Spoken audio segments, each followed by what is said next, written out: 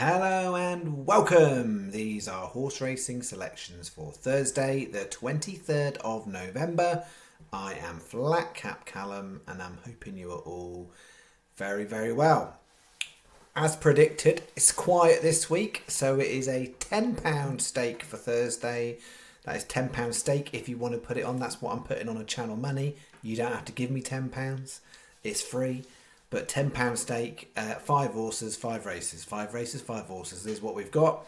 And yeah, they're sort of mostly in the middle of the afternoon. There's one at Wolverhampton in the evening. So that is coming up. Before I do that, I'll need to go through Wednesday. And what we else got to do in the video? We've got tips to competition, update from Saturday.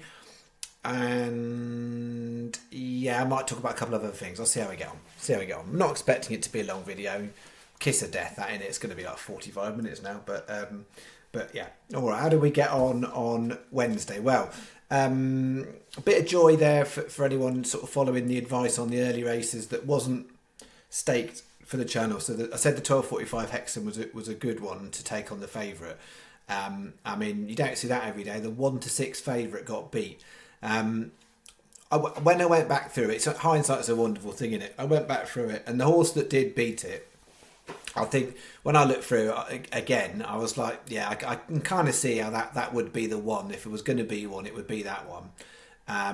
But yeah, I didn't back it, and I didn't put it on the channel. I just mentioned the race. But yeah, 1 to 6 favourite got beaten at 12:45, and then the 1:30 Warwick. Well. I was on the right horse, just didn't give you the best advice and then got scuppered by a Rule 4.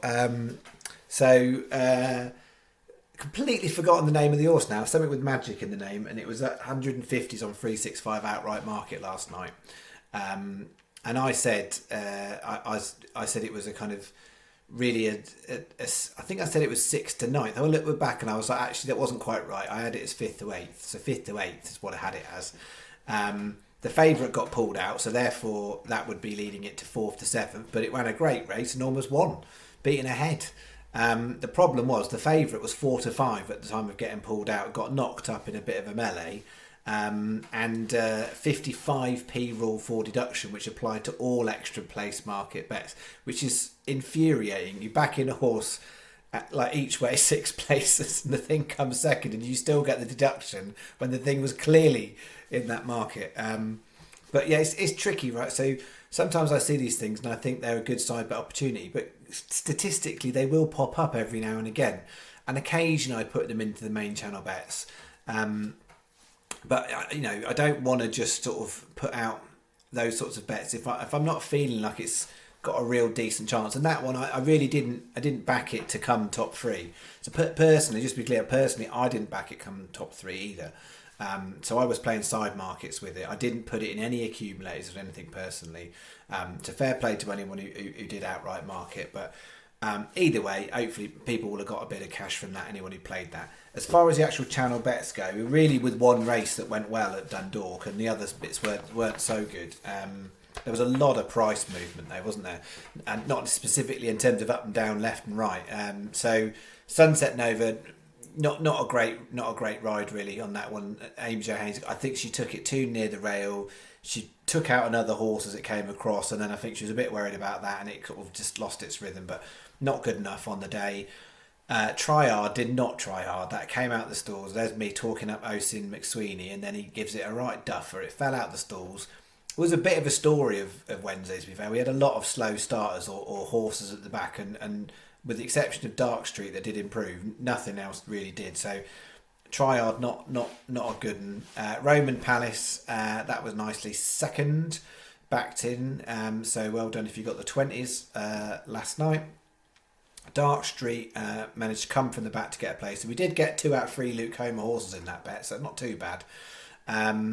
And then Dynamine, and another one way out the back, and never really got involved. So it was a place double with a little bit of single on Roman Palace. So that wasn't so good as a main bet, but the second bet did us a bit better. We had that belly coming. you watch the betting markets, and the thing is, I know people get excited, right? That one at one point, I think I saw it touch 100-30 at one point, Beck.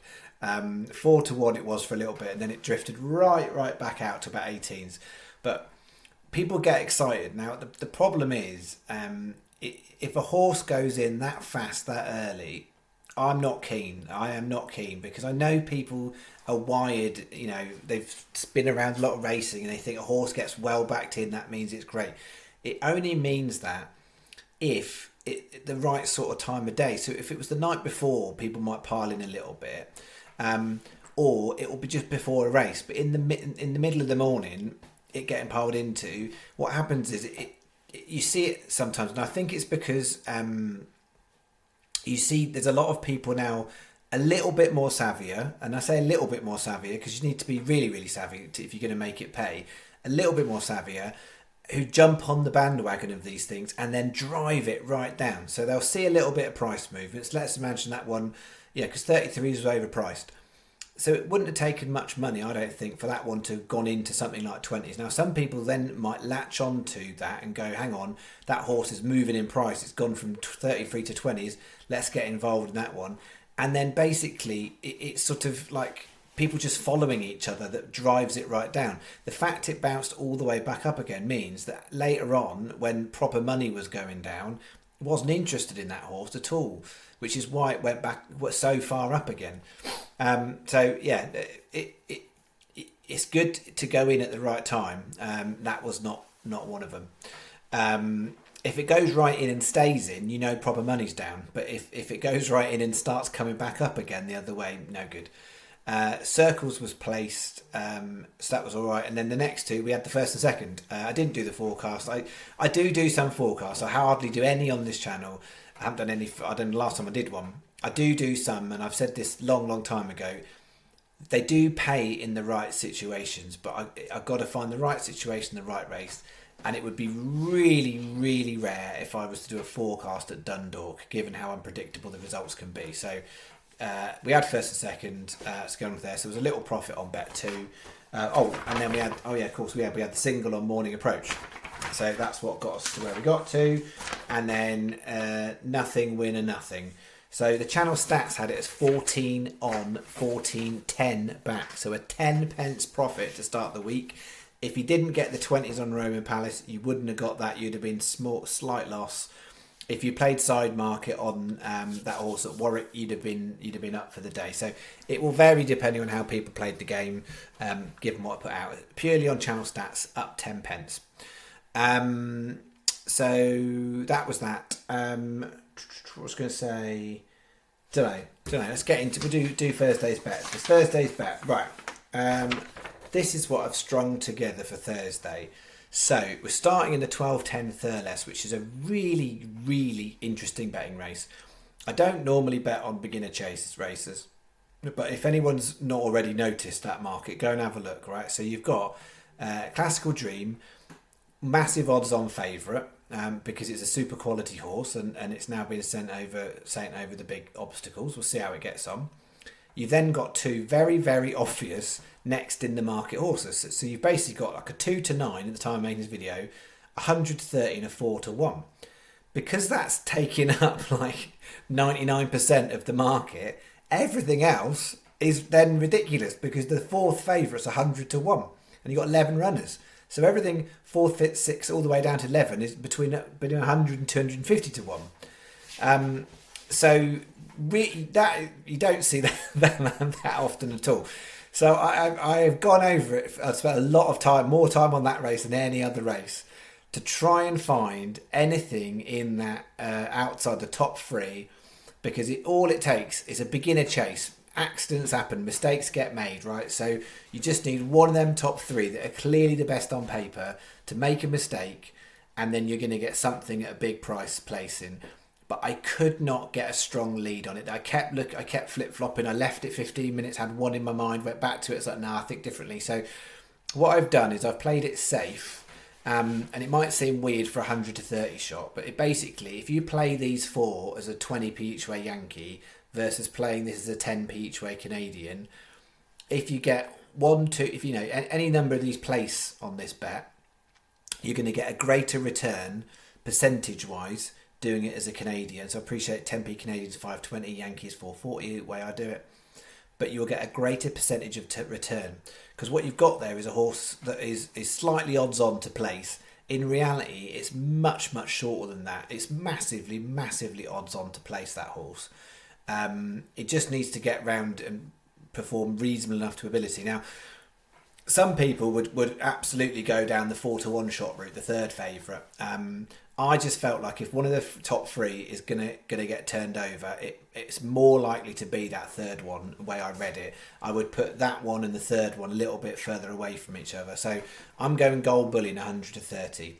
But yeah, basically, I wouldn't touch that as a single bet at all. And if you want to get having a look at what else is in that race for a big price, you go do it. But the safe option is to go Gold Bullion, which is massive odds on to get placed, but the actual reality is it's 100 to 30 because you've got a real shorty odds on favourite. So I know some people will get, it's difficult to get your head around this because we're talking, normally it's obvious if I say a horse is 10 to 1 and we're backing it at 20 to 1, that's 10 point value. But it's the maths that it does to your accumulator bet. Having something like this in there, so it's fractional in terms of what the odds look like on fair value, but when you start multiplying it up, it's a really helpful type of race and helpful horse to have in. So 12-10, barring an accident, Gold Bullion's on. 205 Wincanton. You want to move a little bit quick, I think, to get the 66s on Dolly Delightful. It was available about 4 or 5 of the major bookies, but it looked like it was going when I was making this. So I will double check when the video uploads that 66s is still there. It's an interesting race, I think, from a betting point of view. That horse has run a nice enough bumper race that I'd say if you read across all the form from bumper's point of view, it's very, very overpriced. I mean, the top three, probably the right top three in the market. But actually, that horse, I mean, I would put it about 16s, 18s. I mean, that's a lot of value in that.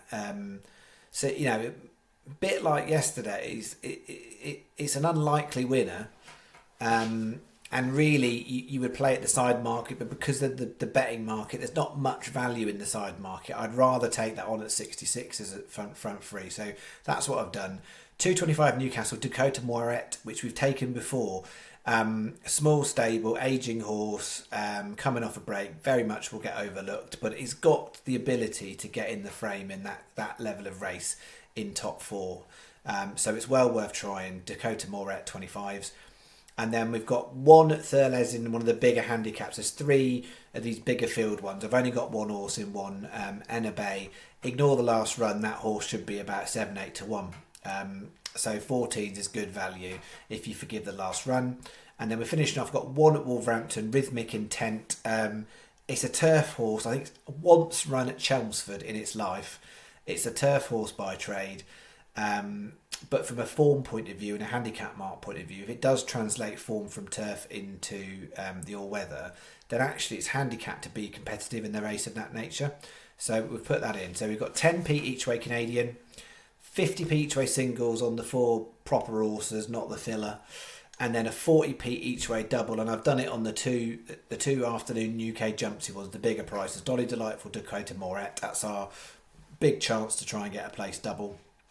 Because that'll make us a nice profit if we can land those 2 on our own. Bookie advice. So 365 and Paddy are the same. So that's 3 and 3. So there's nothing extras on these first 2.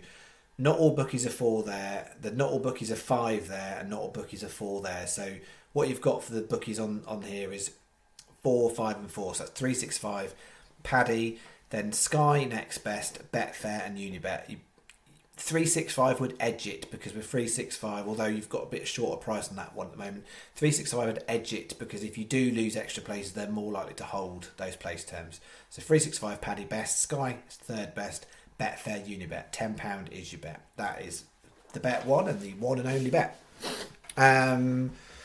Tips the league stuff. Where's my note on this tips the league stuff? We had 55 entries, 13 made profit, 24%. So it was similar to the week before. 35 lost everything, 64%. this week's winner, it was a very, very small week. There was no decent price winners at all on the television. So Des Gibbons with a mere 22.50. That's all it took to win. Followed by joint second, £1.25 off, Steve Mitchell and Zach Devereaux, joint second. And then you're down to Ian Burrows, £16.30, and the full 10 will be on there. So overall, not much change in the overall top 10.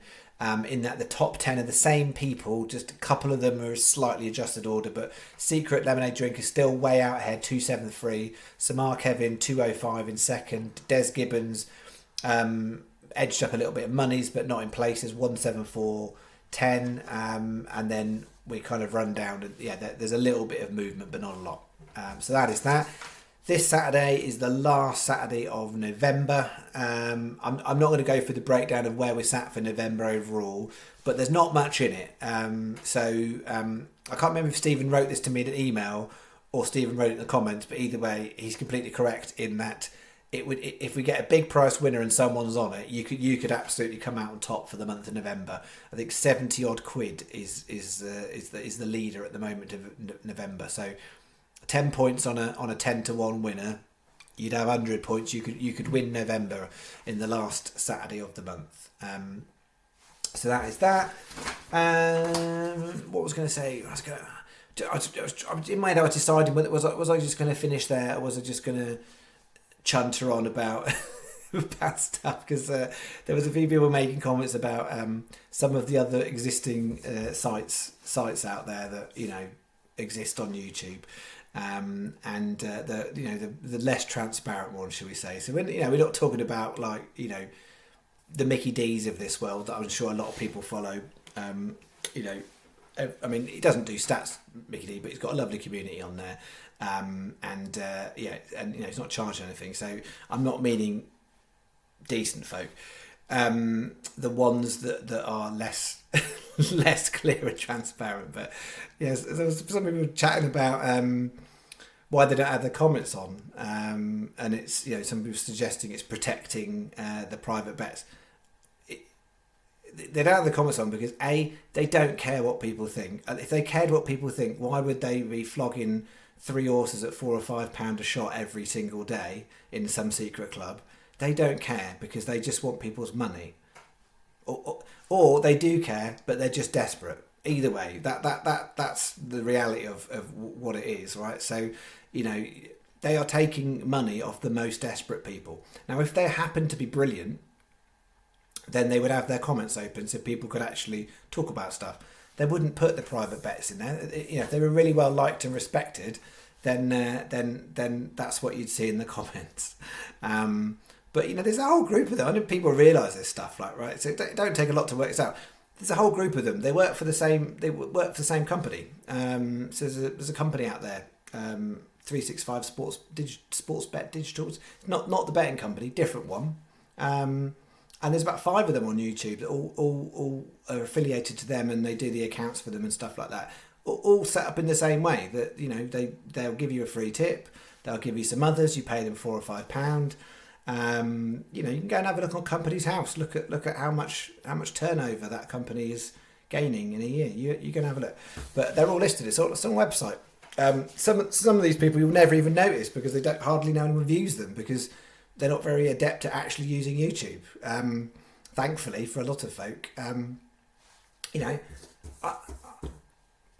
don't know. Like I'm trying to do what I'm doing right in the right way, and I'm trying to help people. And it is sad that there's people out there that do what they do, and just I just see it as taking advantage of people. It's like me going. I'd say the same thing as me going to bookmakers, and just looking at the guys who are just sitting in there all day and going, do you know what, guys? If you give me £5, I'll give you the best tips ever with all my insider knowledge.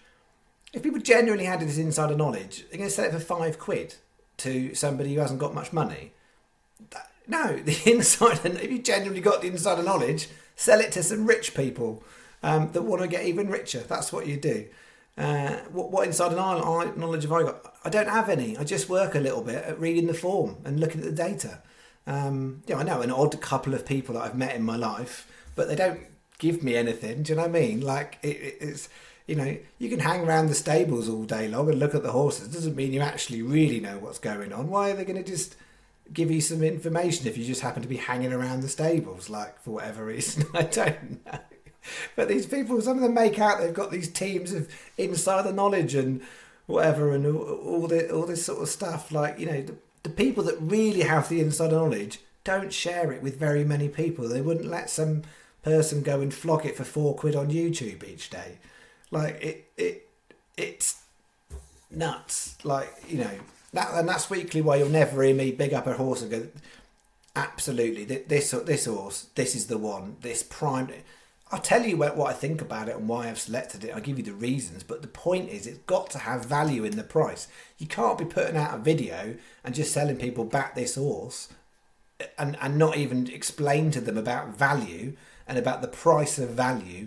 You can't just back blind winners. It doesn't work like that. You've got to find that the price is right.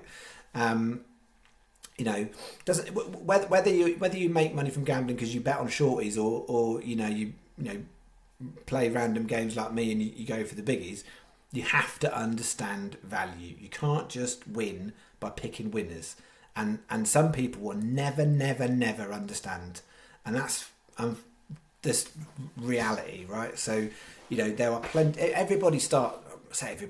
Most people have to start as a mug punter, right? Nobody really wakes up each day at the start of their betting career and goes that they know what to do. Like, you know, a long time I was a mug punter, and I don't mean I was stupid, but I didn't understand value.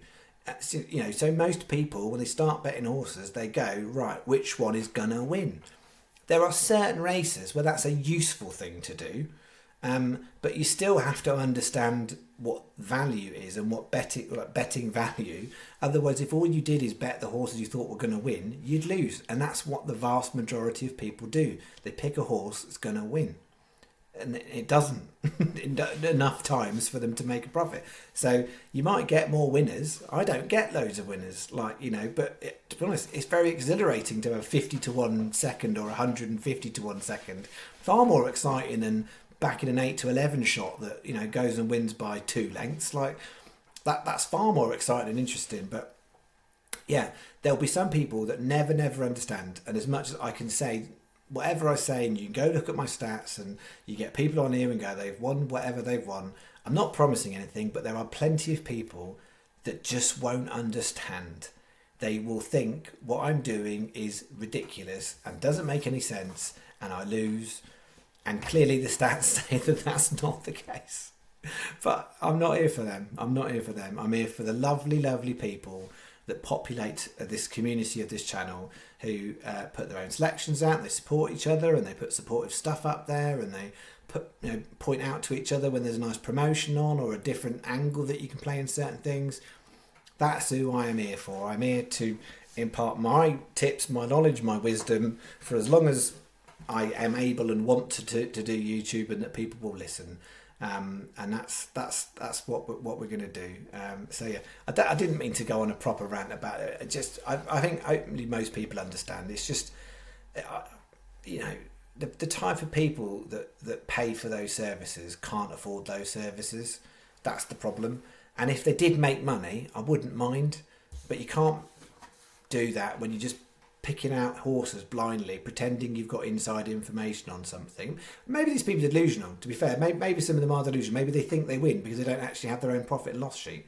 And maybe they think they win. Maybe they think they get insider knowledge when they actually are just getting somebody else is telling them what they think. And they think it's insider knowledge. I don't know. They might be naive.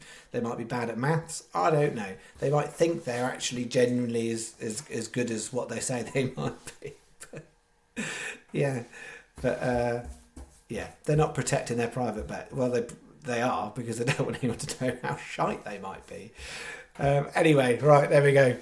That's here endeth sermon of dodgy tipster sites out there.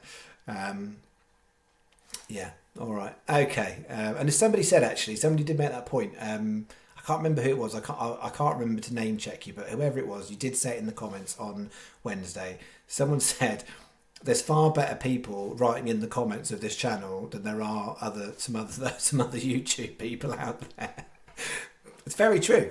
As the tips competition on a Saturday is proving, there is plenty of people who follow this channel who, with their own volition and their own selections, are making a profit in the period of time we've done the tips competition, and that's just a snapshot of Saturday racing over a period of time. So there's plenty of folk out there that do all right for themselves and don't need anyone on YouTube to tell them what else to do. All right, that's me.